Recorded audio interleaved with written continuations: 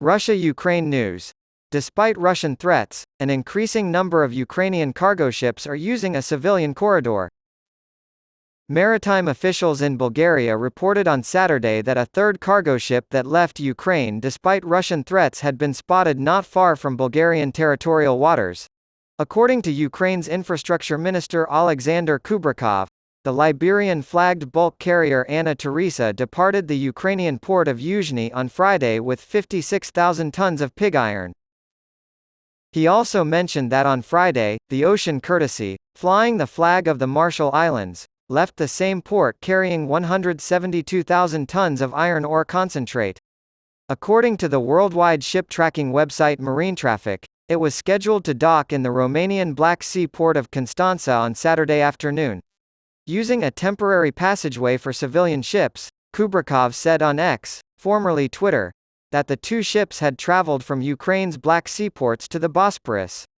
The corridor follows the western coast of the Black Sea, passing close to territory controlled by NATO members Romania and Bulgaria rather than in international waters. On Saturday, authorities in the Bulgarian port of Varna were unable to confirm whether or not the bulk carrier would dock there. Both vessels used the temporary corridor set up by the Ukrainian government after Russia terminated a wartime agreement meant to guarantee the safe export of grain from Ukraine. Prior to Russia's all-out invasion of Ukraine, the ships were safely berthed in the country's Black Sea ports. They left on the same day that Russian President Vladimir Putin and Turkish President Recep Tayyip Erdogan announced they would meet on Monday. Despite the 18-month war, Ukrainian grain was able to safely reach world markets thanks to an agreement brokered by Turkey and the United Nations, and now high-level talks are taking place in the Russian Black Sea resort of Sochi. Before Russia's attack on Ukraine, Gazprom, a state-owned multinational energy company with over $120 billion in sales revenue, was considered one of the most important companies in the world. Gazprom has sponsored multiple football teams over the years, so the company is already well known to football fans. Gazprom's headquarters are in St. Petersburg, so it makes sense that they would be the official sponsor of Zenit St. Petersburg, the city's most prominent football club.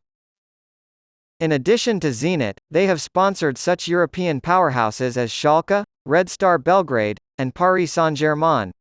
Gazprom's influence over football teams goes beyond that of a simple sponsor, and some political background is helpful in understanding this. Russia's ties to the countries of Eastern Europe are intricate and multifaceted. Populations in Eastern Europe, which were formerly a part of the Soviet Union, have varied feelings about their relationship with Russia. Some have experienced independence and freedom, while others have imagined themselves as part of the Soviet Union and modern-day Russia. Oil was plentiful, communism had been in decline for decades, and capitalism had transformed Russia of the late 1990s into a land of opportunity for those hoping to go from rags to riches.